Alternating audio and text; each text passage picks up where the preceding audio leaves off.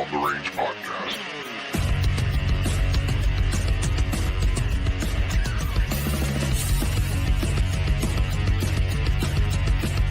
On the Range. Hello again, everyone, and welcome back to another episode of On the Range podcast. I am your host, Mark Kelley with KelleyDefense.com, and joined with me, as always, is my co-host and friend, Rick HOGG from HOGG Tactical. How's it going, pal? Man, Mark, it's going good. Today's episode, man, super important, right? But I want to let a couple things know. So one of our recipients of the In Honor of Duco project, we lost him today. So that was K9 Duke. So for those of you listening, keep his handler in your thoughts and your prayers. As you guys know, my feelings are, hey, we will see our four-legged mates once again. Not to be a somber, right? Definitely a time of remembrance. Duke, just like Duco, man, lived a great life. So that's always a good thing, but it kind of plays into this episode, right? And really want to just thank the patrons out there, man. We couldn't do it without your support, guys. If you want more info on our Patreon page, swing by either warhog.com, KelleyDefense.com, or swing by patreon.com/On the Range podcast. But getting back to the dog side, right? Guys, you know me, you know Duke. You guys know how much of a big part of my life he was. So really it plays into today's episode. You can hear the emotions, right? That's fine. Because that's what it is. It's raw. But really, our guest today, I am so grateful for this man and his company. So we've got Drew Kellerman from Heritage Distilling Company. And these guys run this series. It's called the Salute Series. And if you guys haven't seen it, which you should have, right? We've done some posting on there. We've got some War Dog whiskey. You can kind of see the front there. But here's the key point. Every bottle that you're getting, right? Not only are you getting some fantastic whiskey, but let me show you right here.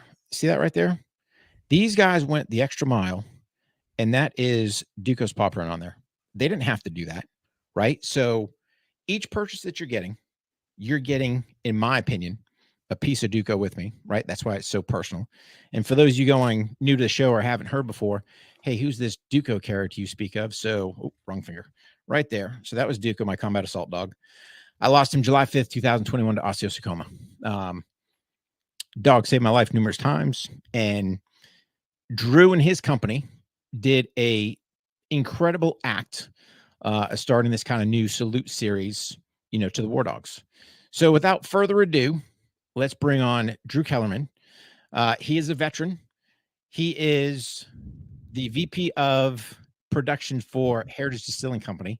And really, he's the man behind, in my opinion, the whole War Dog series with their Salute series. So, Drew, welcome to the show.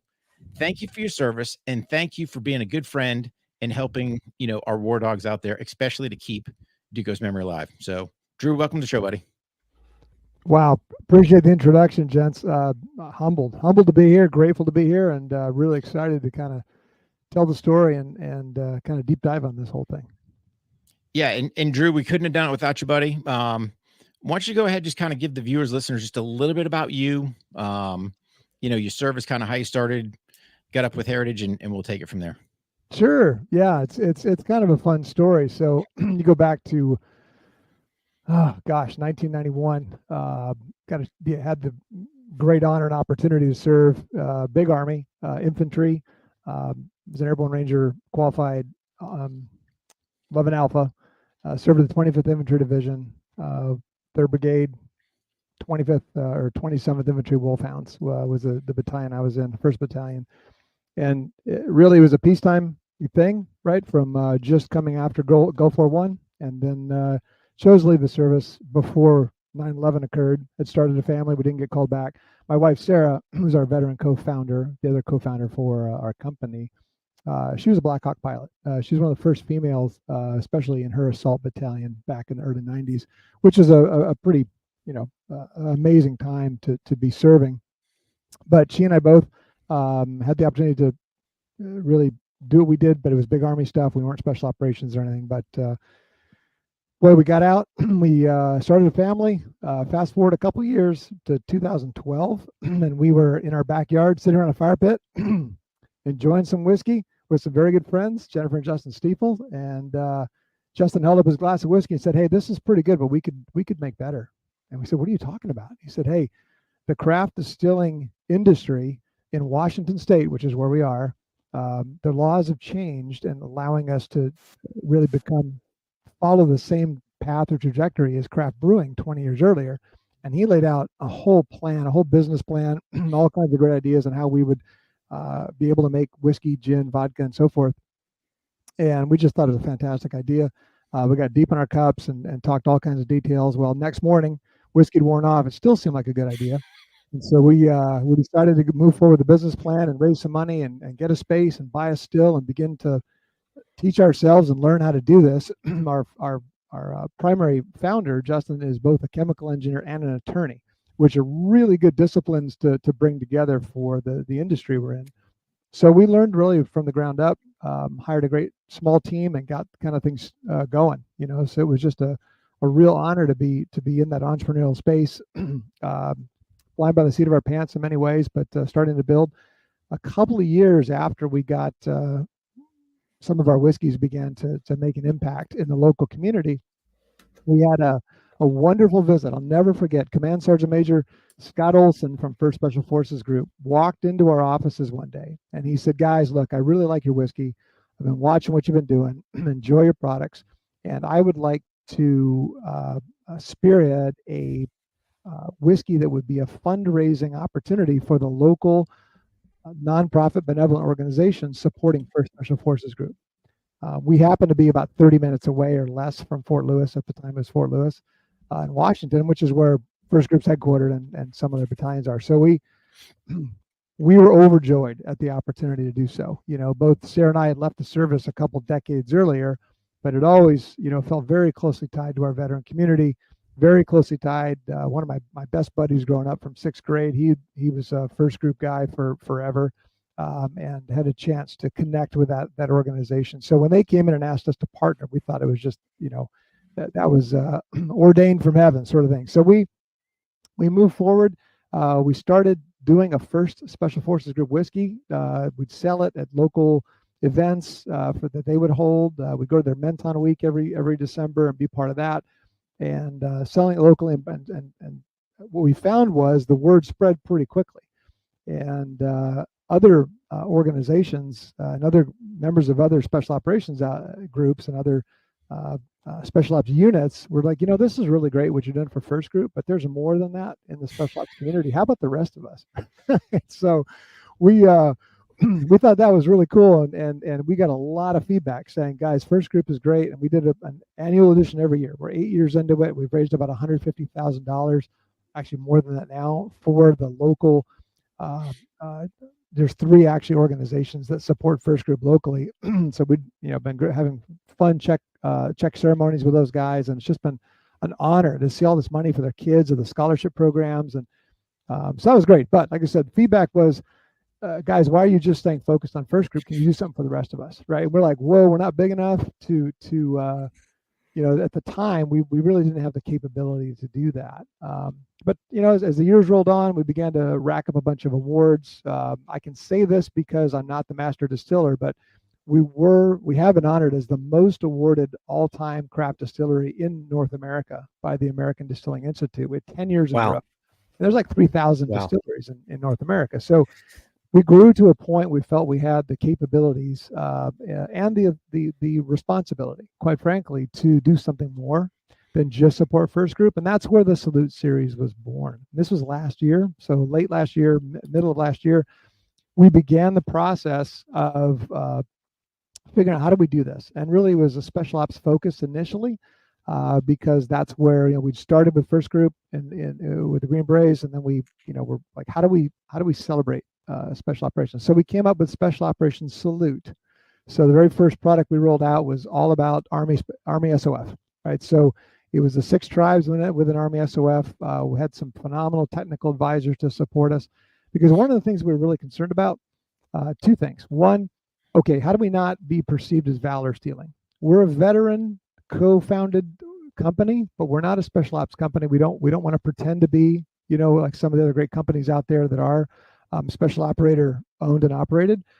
That's not us. However, we want to make sure that we are able to portray whatever unit or whatever organizations that we want to honor and celebrate and bring awareness around.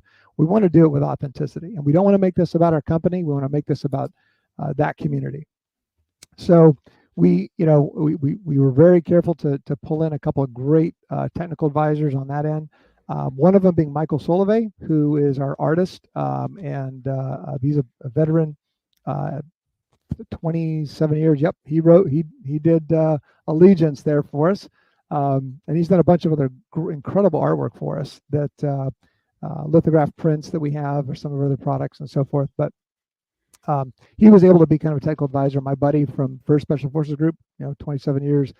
He also helped us out quite a bit with that. So we launched that back in November of last year, which was, just an honor to do so. Oh, the other concern we had was, do we have appropriately matured and high enough quality whiskey to really honor this? We want to make this the highest top shelf product we can make. We don't want this just to be a pretty bottle with a pretty label, and then a bunch of crap in the bottle. We want this to be truly a high-end whiskey that was that we could very much feel that it would be appropriate for ritual sips and ceremonial toasts.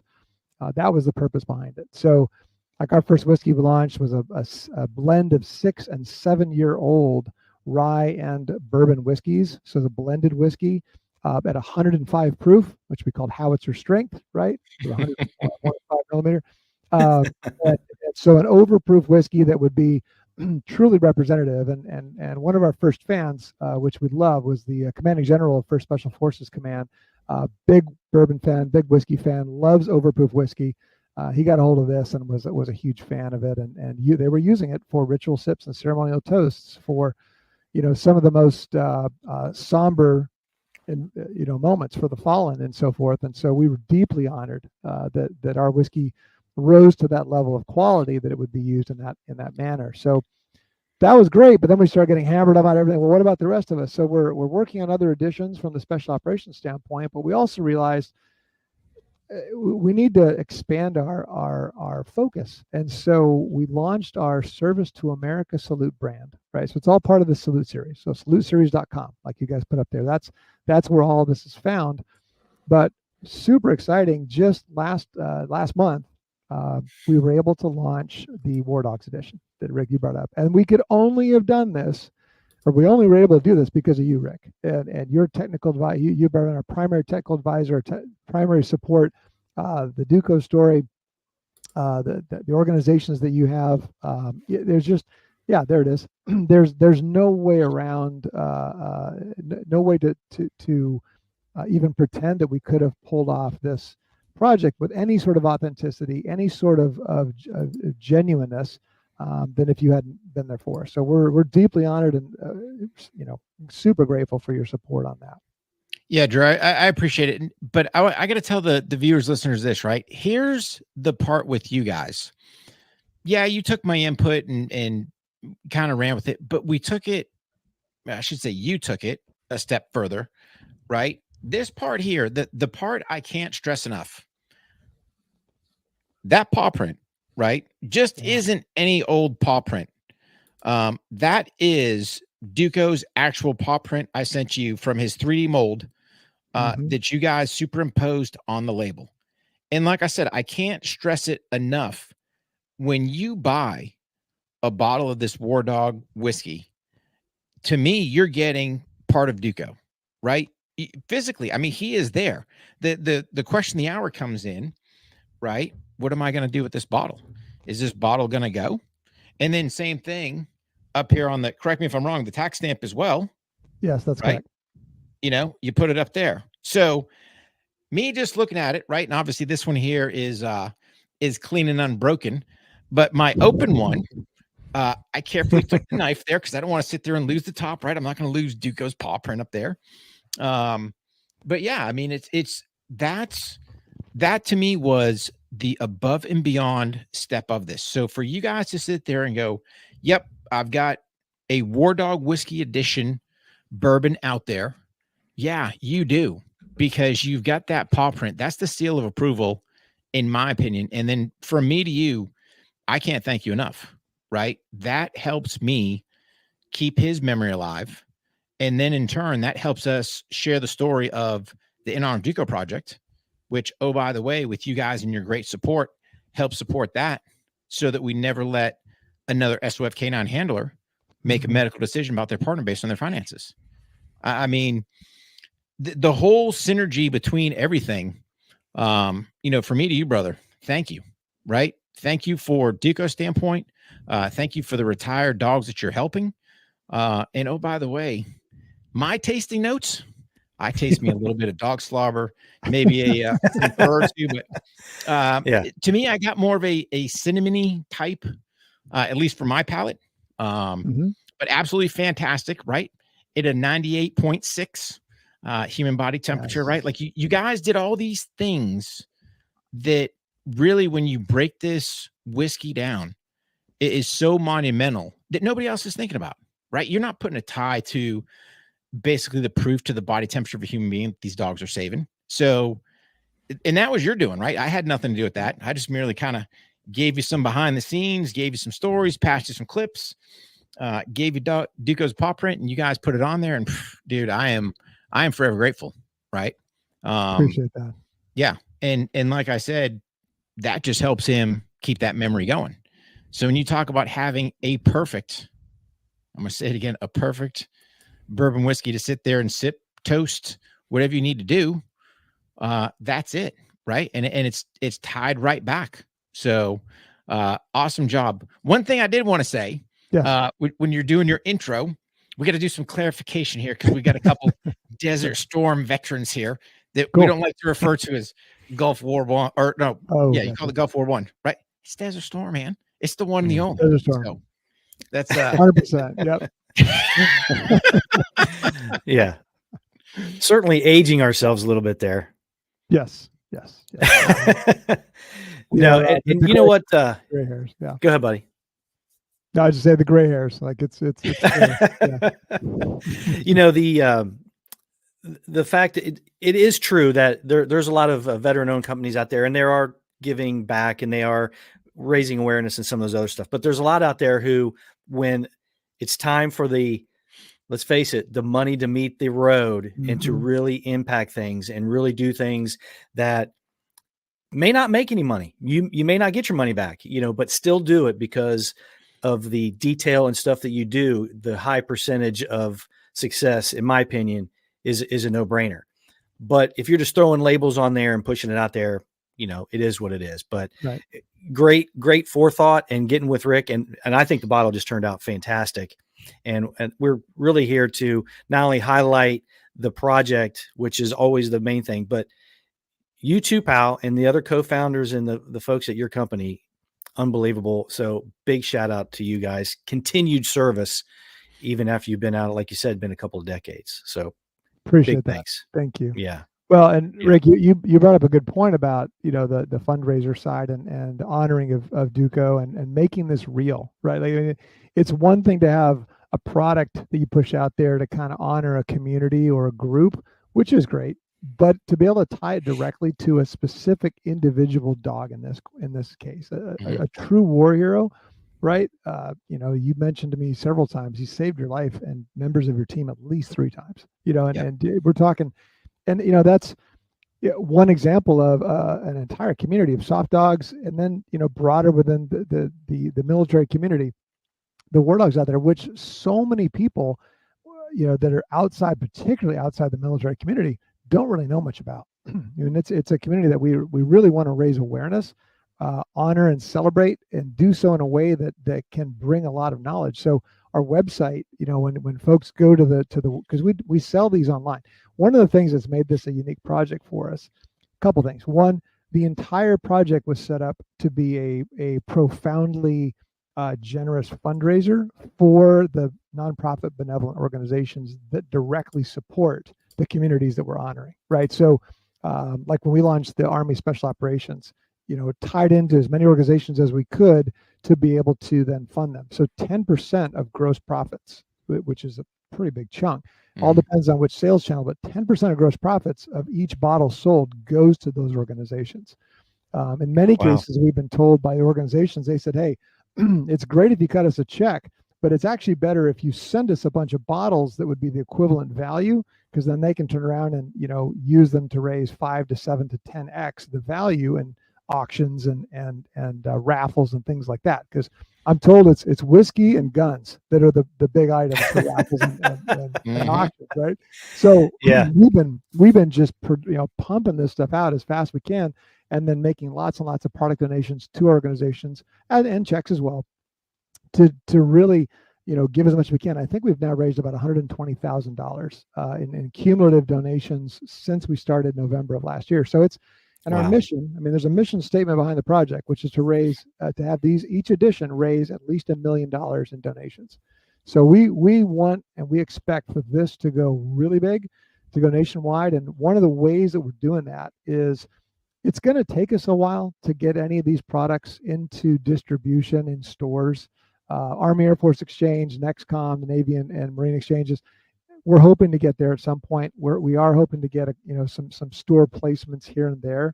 That takes a while. It takes a while. It's a 3-tier distribution system that takes a lot of the command and control out of our hands, and we sort of hand it off and hope things go well, which isn't really a big warm fuzzy on our part. So the way that we're able to capture the highest profit margin, which gives us the highest amount to give back to organizations like the Duco Project, is to basically directly sell these to everybody and give them a chance to buy that on our websites, right? So we teamed up with a great company that can legally ship spirits like these whiskeys directly to consumers in 45 states and the District of Columbia.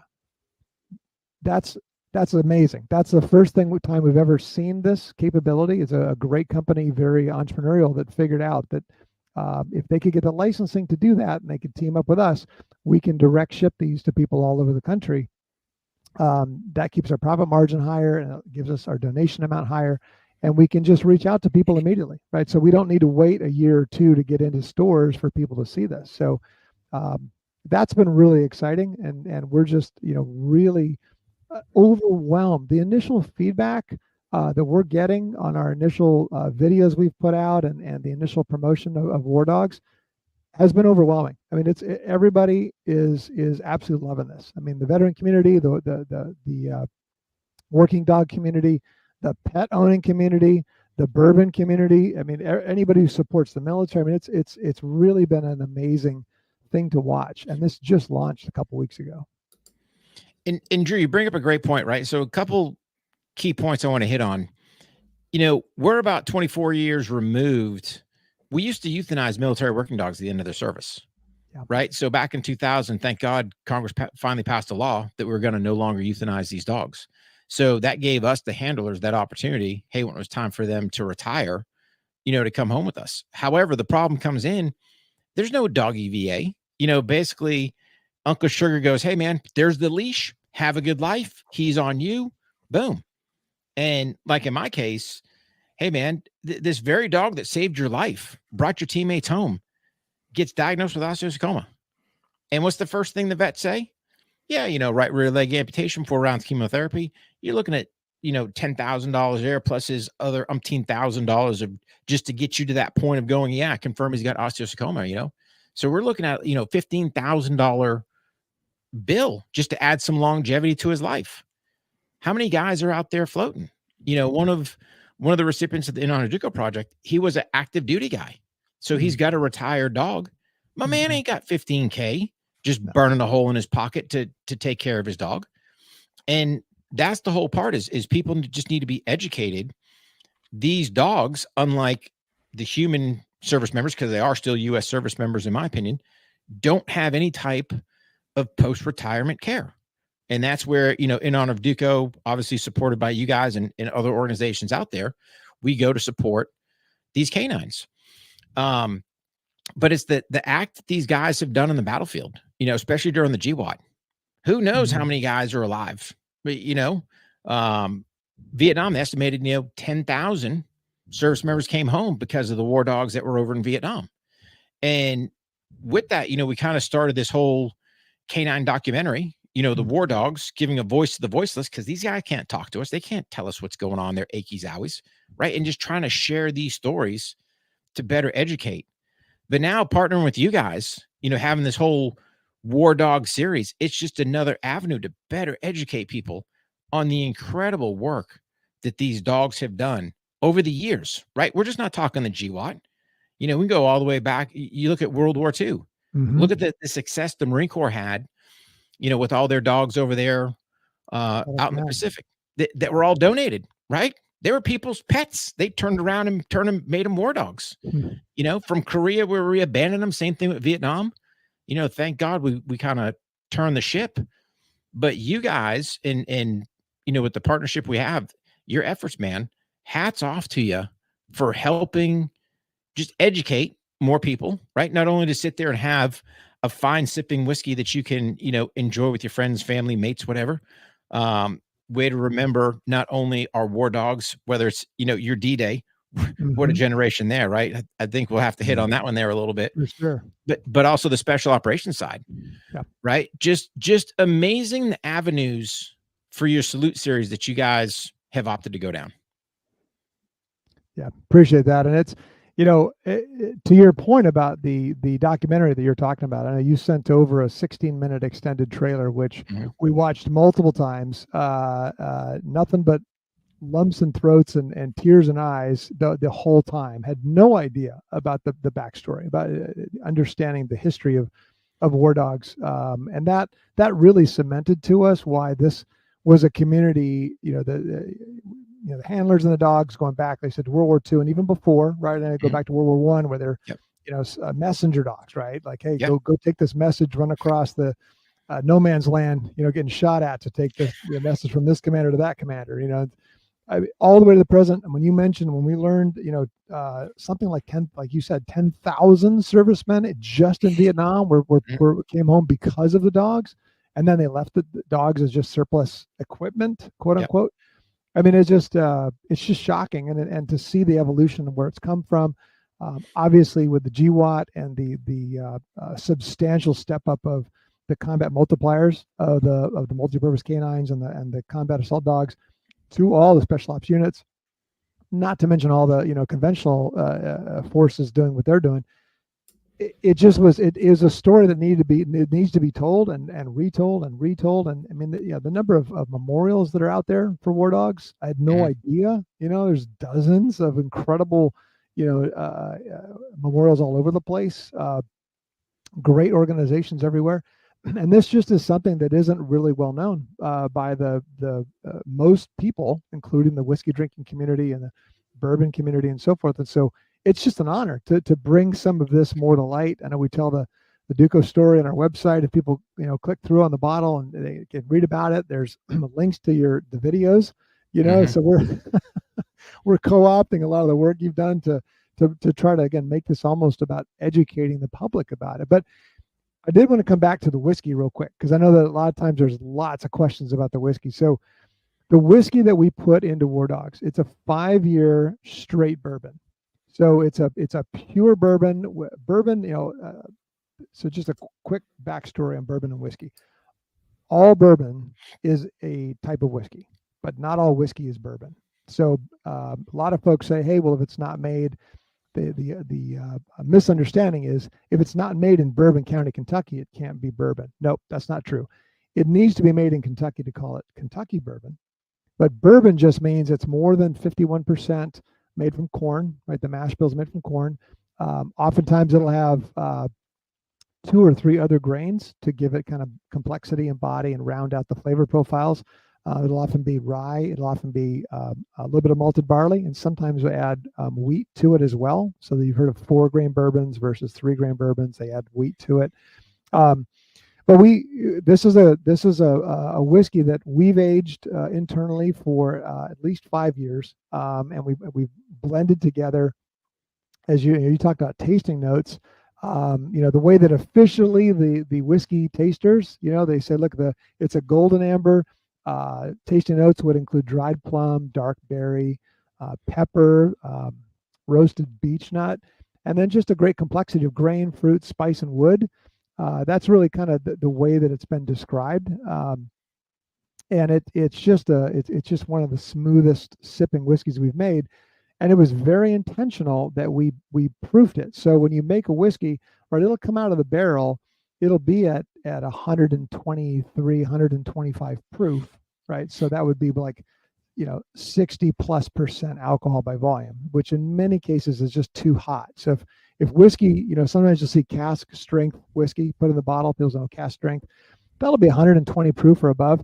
It's very difficult to drink that. So even if it's very, very good whiskey, it's so concentrated, the ethanol content is so high that it'll often literally sort of scorch your taste buds before you're able to actually enjoy it. So that's kind of why there's a sweet spot of what proof people like to enjoy sipping it. So we've downproofed this particular whiskey to 98.6. So we did that very much on purpose, intentionally, not for a couple reasons. One, because we found that was a sweet spot from a flavor and a nose standpoint. It's enough water added to the whiskey before bottling that allows it to open up. You don't necessarily need to add water to it. It's not too tight or too strong.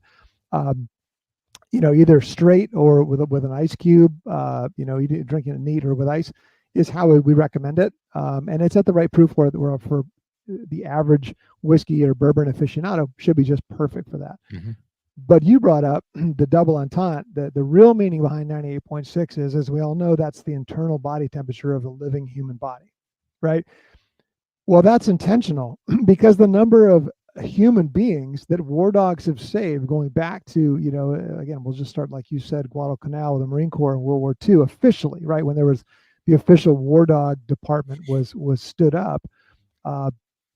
And we chose to call this War Dogs, Rick, because you said, hey, you need to call this War Dogs because that's really how it started. That's the true historically accurate representation of the military working dogs. And so that's why it's War Dogs. But, the number of lives, that have been saved by these dogs and really not known or appreciated until very recently, and hopefully we're bringing some more light to that.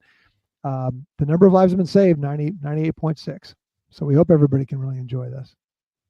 Yeah. And Drew, you hit it on the mark, man, right? So typically you look at, most whiskeys, they're running somewhere either, hey, you're 95, you're 105. That's kind of your spot. But for you guys to take that added measure, right? That added thought, hey, 98.6. Dude, I was just sitting there going, man, you guys got, geniuses out there in the Rick House, probably because they're all running around catching in them odors, right? I'll be up on the high rafters going, feeling good. But no, it's things like that, right? And I think part of it is just to educate viewers, listeners, consumers, just to go, hey man, there is more into this bottle than just cracking a barrel, dumping some whiskey in there, slapping a label, out the door you go. Yep. Right. That's the part, for me to you that really get the word out. There is thought that went in there. I mean, your very point of going, just like when we're going with the War Dogs, right? Could I have been selfish? We're going to dub it the SOF K9. Yeah, I could have, right? Probably could have got some buy-in from you, but no, dude, it's for the War Dogs, right? It's an elite community of U.S. service members. People seem to forget that, right? Mm-hmm. And yeah, they all serve in different capacities, but hats off to you. But then, again, taking it to that next level, right? Yeah. Putting Duke's paw print on there. You guys going, hey, we just don't want a bottle of whiskey, right? We just don't want a bottle of bourbon rolling. We want a tie.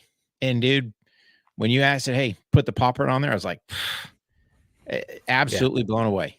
So that to me is you're no kidding. There's not another distilling company out there that's taken it to that point that basically, boom, that's your seal of approval right there. That's your authenticity.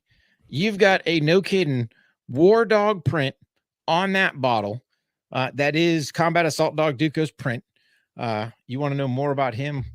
warhog.com, man. We got more stories and videos, and that dog was something else. But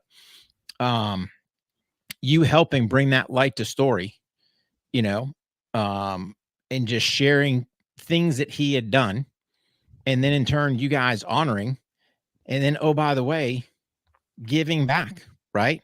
Yeah.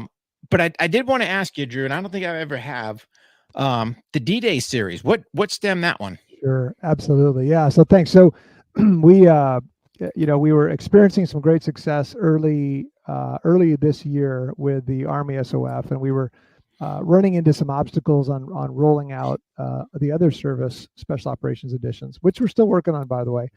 More to follow on that. But we had an executive leadership discussion. We said, hey, this coming June 6th this past June 6th is the 80th anniversary of D-Day, of the initial day of the invasion of Normandy, right, to push back the Nazi war machine that had basically crushed and was destroying Europe. So it was kind of the first, as you guys know, with D-Day, is the first real opportunity for the Allies to begin to roll back the Germans, and it was sort of eventually it led in the German defeat, of course, thankfully.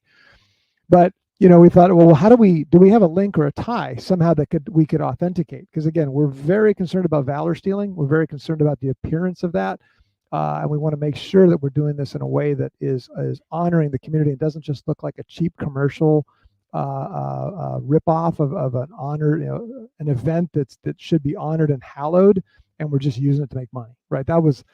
We got to be very careful with that. Well, my Uncle Bill, he's my half uncle, so he's an older generation. He'd be kind of like my grandparents' generation.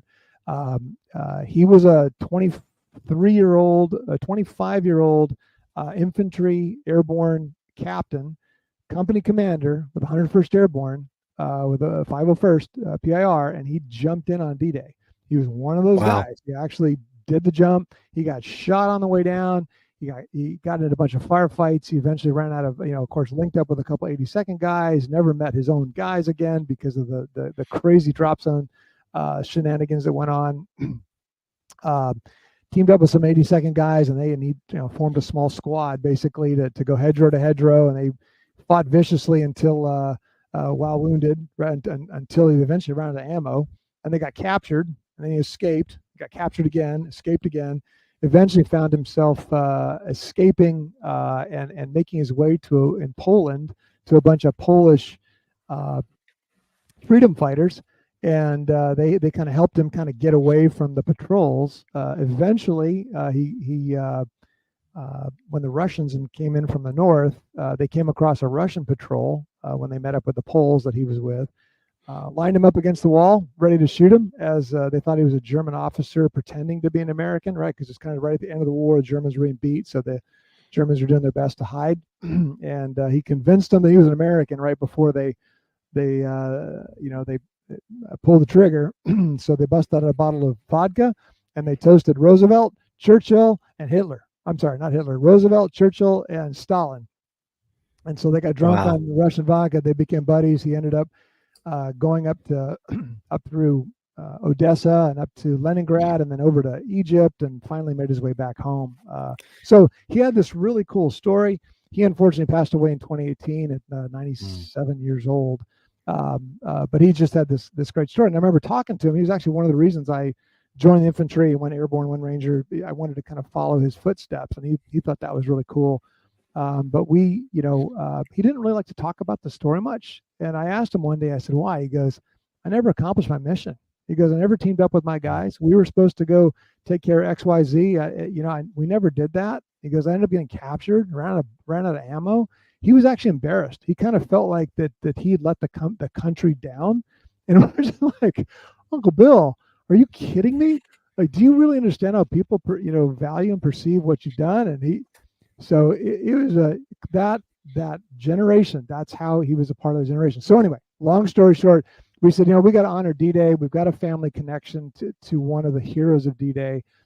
So we rolled out, again, with Michael Solovey's help as our artist, and he's got decades of world-renowned sketch art that he did. We did a salute to the 80th anniversary commemoration of D-Day, because we think this is probably the last, well, we probably know, this is the last big celebration of D-Day where any of those guys are still alive.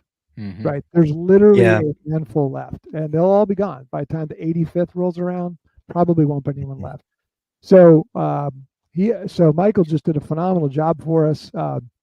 He did the To the Guns lithograph print, kind of a Norman Rockwell style, a tough grit, representing all the warriors of D-Day. And we did 3 bottles, land, sea, and air, to celebrate. And we really try to make this about the Allied forces. I mean, it's obviously we're an American company, we're American centric, we're American military veterans, but we wanted to really focus on the Allied air forces, naval forces, and ground forces that won D-Day, and tell the story a little bit. So that's a great whiskey. That's another one that we've got available. They're all 3 different versions. If you buy all 3 bottles, you get the lithograph print for free. You can't actually buy the print. We don't sell those. Those come as a gift from Michael and from us if you buy 3 bottles. But the whiskey inside is a straight bourbon, straight bourbon. It's a 5-year, and we bottled that at 101 proof as a hat tip to Uncle Bill with this Airborne. So that's also got a really good. We've been getting some very good feedback on the tasting notes on that. So thanks for bringing that up. Yeah, isn't that amazing though? I'm sorry, Rick. It's just amazing for your family members' attitude and what a great. It's a testament to his personality and what a lot of veterans, even after that followed in his footsteps, like yourself, I mean, have that same attitude where Operation Overlord gets separated, joins another unit, gets a bunch of stuff done, gets captured, escapes, try to get some more stuff done. And he's just humble as the day is long. He probably was all the way up until the end of his life. And man, what a great bottle. I got the Salute series up there, Rick, and Drew, so everybody could take a look at it. So there's not don't just stop with the War Dogs series, go after all of them and get that free artwork. But no, go ahead, Rick. I'm sorry about that, pal. No, great story, Mark, Drew. Mark, I was just going to tell you, it's like we've been to conventions and Mark, you'll remember this. You talked to those old timers there, and probably not the right word to use it when we were young whippersnappers, call them old timers, right? But a long time ago. Yeah.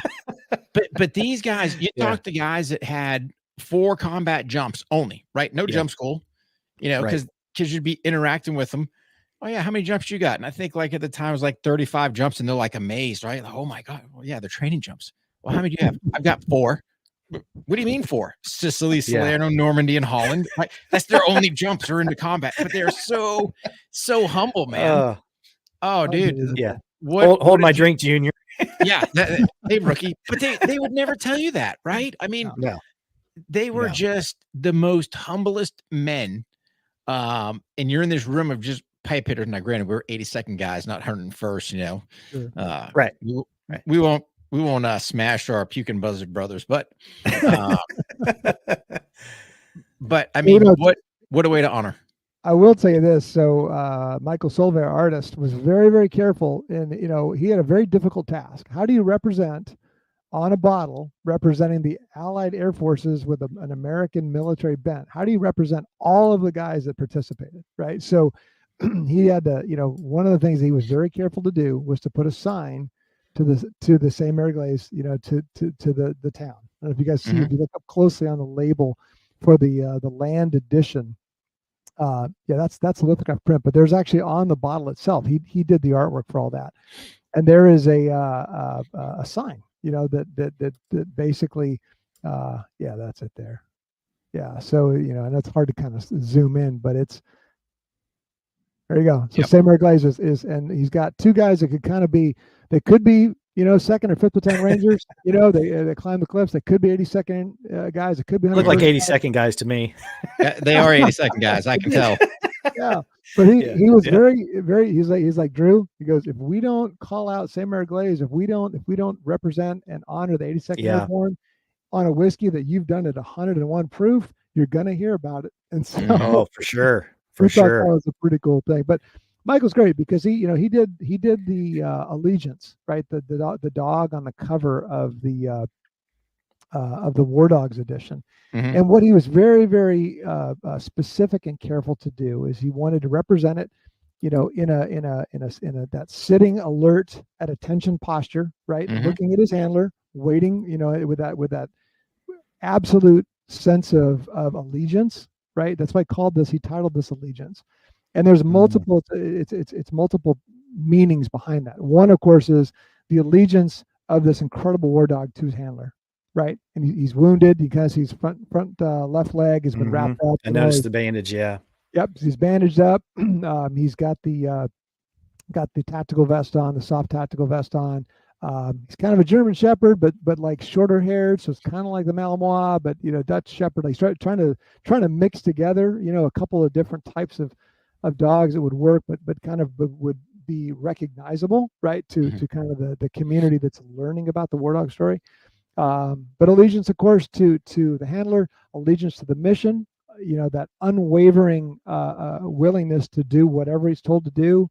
And give his life, for the nation. And then, of course, with the flag in the background, kind of to remind all of us that we're all Americans and we all, like the Pledge of Allegiance starts off, we're all, Allegiant. And one of the things, guys, I can tell you that we've been very, very pleased about this salute series that we didn't know how this would go, but it seems to be bringing people together. This is a very divisive time in our country, which is really unfortunate.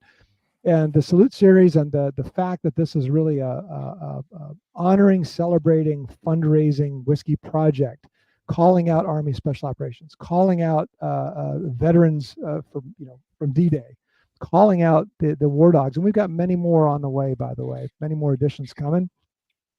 Everybody seems to be getting behind that. They're loving the whiskey. They're loving the fact that it's generating funds that directly support organizations like the Duco Project. That's the best part of this whole thing. Is it seems to be we can all kind of rally around a nice glass of whiskey around a campfire, raise a toast, ceremonial toast, ritual sip, and just kind of remember who we really all are underneath all the tension that's currently occurring. And so we're very, very humbled and proud to be part of that. Yeah, Drew, and you guys, I mean, just a fantastic job, right? I mean, just the care, and again, I'm going to be kind of that selfish side, right, on the war dog side. Sure. Although I'm not going to lie, the SOF side, they're all cool, right? But there's a special place, for the war dog side. But I mean, just the detail, right? So when you look at your special operations side, let's touch on that one here just for a little bit. Sure. And I get it, right?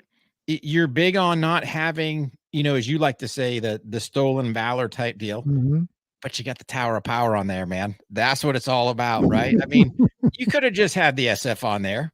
Nope. Stick the Tower on there. Let them know, hey, man, I got them all. But just fantastic done, with all just bringing attention, because I don't think people really understand all that special operations, whether it's 2-leg, 4-leg, have really done in the GWAT. And then to boot, I gotta love, you got the USOC arrowhead on there, right? So it's kind of all encompassing there. But man, that's right off the Fort Bragg. That's right. I said it, Fort Bragg. Sign there where you've got, the jump master on there. I mean, that's just a lot of, so for some people, they'll look at it and might not understand it, get it. For those of us that had remember the old sign, dude, that's it right there. So I just had to throw that one to you. I love that. 100%. And that actually was a major hat tip to Michael Solove. Part of his career was with 3rd and 7th Special Forces groups in Afghanistan, I think Iraq as well. So back when he was 0304, he's about to retire. He doesn't like to talk about his active service so much publicly, which I think is another just overwhelming sort of humility.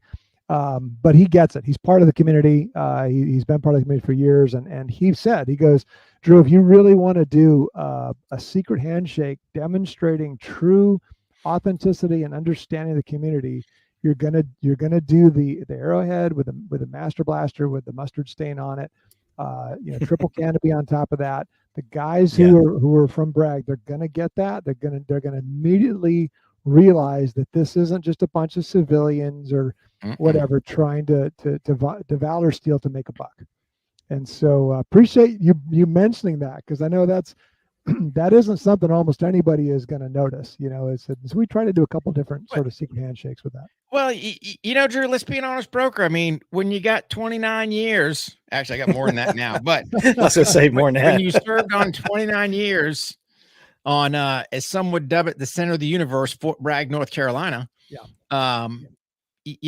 There's this, like you said, it's the subtleties that when you see it, bring all those memories back, right? Just like for those guys on the D-Day series that are still around. See St. Mary-Glease, right? There's power to it. So, and I think that's the part from me to you that speaks so highly of your company, and especially what you're doing with the Salute series, is not just, like you said, I could slap the label on there. No way. Sure. The secret handshake, whether you want to say, the authenticity, however you want to look at it. And really from the veteran standpoint, you guys are very humble as well, right? Almost like that World War II Greatest Generation. Yeah. Hey man, we just want to make sure we're doing this thing right. So absolutely fantastic work. You guys are doing, just bringing awareness across the board. And Mark remembers the old Fort Bragg sign. It's like, yeah, dude, you can't forget it, man. You can't forget it. No, that's fantastic. I absolutely love that. Well, and that's, we wanted to represent and honor all 6 tribes, so to speak, within special operations, but also we wanted to, with that the arrowhead on top, also honor those units that we really can't talk about, that don't like to be talked about, that are part of Army Special Operations, the tier 1 tip of the spear guys. So that was another kind of way to try to get some of that in without being, too obvious about the whole thing. No, you guys, you hit the mark, man, without a doubt. Yeah, you nailed it, brother, for sure. Another good thing that what you're doing, I think it allows people to give to these these projects through their purchases, for sure. But it also allows other companies to be creative, and how can we get involved? Because Duco, of course, is a fantastic story. Your great uncle or your uncle's story, Operation Overlord participant, great stories. Those kind of things are really, like, and Rick's right. If things are tied to a story, an individual, and then we're able to include a project that encompasses all those who are involved in it, people can be creative and get involved as well. And that's a big nod to these type of projects that, quite frankly, are successful. You show that it's very doable, and you nailed it, man, with all the artwork. I don't know who does your photography, bro, but man, they're on. Make sure you're paying them and keeping them around, because they did a great job. This website looks fantastic. Thank you. I will pass it on to our creative team and our technical team, because they do. They're the unsung heroes, slogging it out behind the scenes, making everything look magical. So I'll do that. Yeah. Oh, it looks great. Looks great, man. Yeah, appreciate that very much. Yeah. Well, it's an honor. Go ahead. I'm sorry, Rick. No, go ahead, buddy. I just want to ask one more question. Matter of fact, Rick likes to ask it. We ask it of all of our veteran entrepreneurs, but go ahead and finish up, Drew. Appreciate that. No, I think really it was just, I know it's a big thrill to be on the Range podcast, for sure. Well, it's just, I'm trying to do this in a way that keeps me straight faced, because if I get a lump in my throat, it screws up my speaking voice. So, to have guys like you, Rick, sort of see what we're doing, step forward, help us out. Didn't know us from Adam. Hey, sure, let me help you. Let me give you all the information I can. Let me send you everything I can. Here's every approval that you use whatever. You just, like, that sort of support is that's the hand of God coming in, and the feeling of getting us connected the way that we did. This project wouldn't work without that, because we were kind of, a little bit reaching with the War Dogs in particular.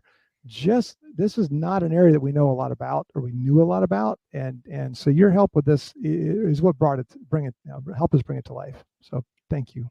Yeah, no, I appreciate it, Drew, but really the faith in you guys, right? So it's a two-way street, and you bring up a great point.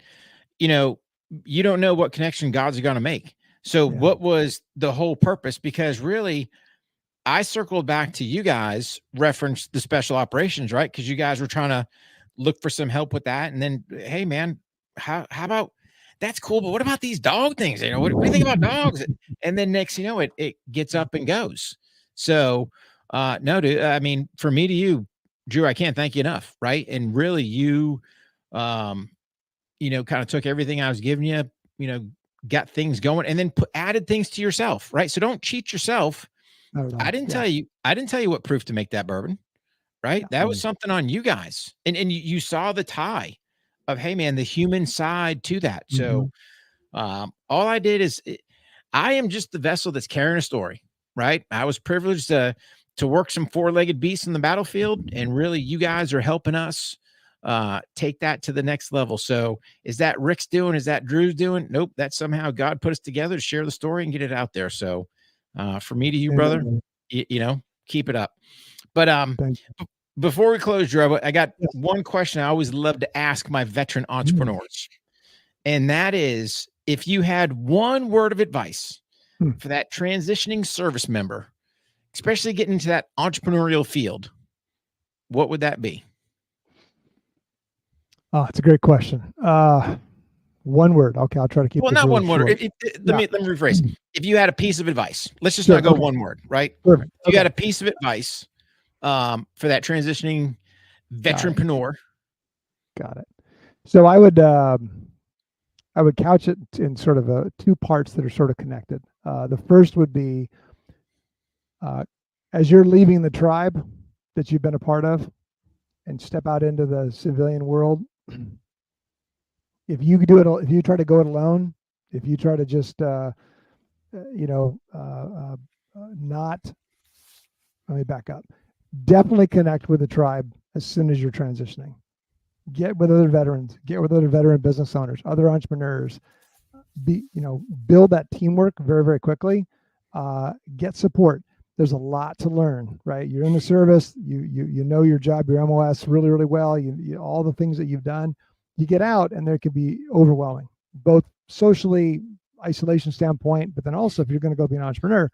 And I know a lot of soft guys, retired soft guys and former soft that go entrepreneurial because the mindset and the IQ and all that kind of stuff is lends itself to being in business.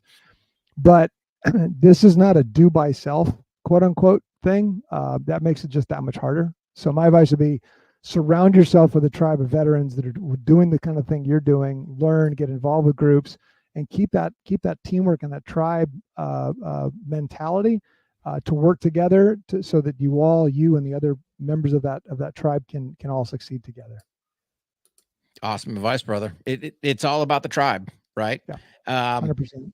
Or as some of us like to call it, the crew. The crew here at On the Range podcast, right? Because we kicked we were kicking things around. Hey, what do we use? And I think, Mark, we kind of came up with crew was the best, because a bunch of people had tribes and other things out there. We're like, hey, how can we stand a little unique? So yeah, we're really, On the Range podcast crew. So and of course for you, Drew, man, you're part of the crew without a doubt. So couldn't do it without you, brother. Yeah, buddy. You being the voice of this project, you hit a home run today, and this whole thing, the way it turned out, I know you were very heavy-handed in it because I can tell just by talking to you the passion, and it's a great project. It's a great product, and I can't wait to see where it goes. So you got to come back when you got some other stuff going on too and join the show. 100%. Yeah, for sure.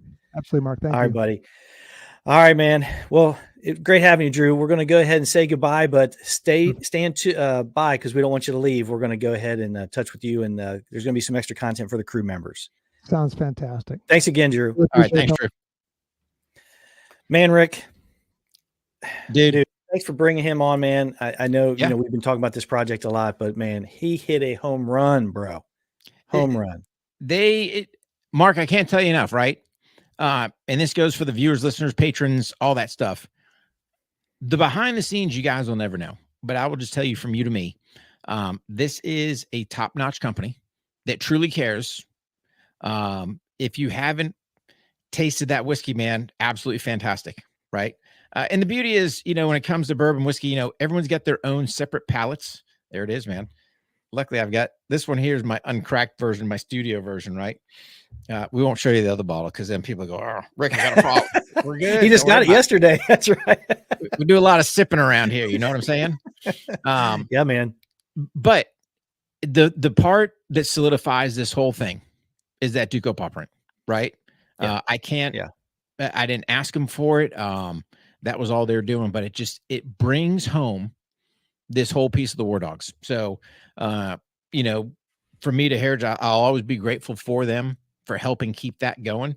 And dude, how many other people? I mean, that's a no kidding physical touch point. Yeah. Dude, how many people were able to touch Duke's paw print? Right. Yep. You can now. All you got to do is pick yourself up a bottle. So, and then plus they did a great job. Yeah. They did a great job. You did a great job too, buddy. Thanks, brother. I just, happy to help. I just kind of, threw it out there and they ran with it. So good. Yeah.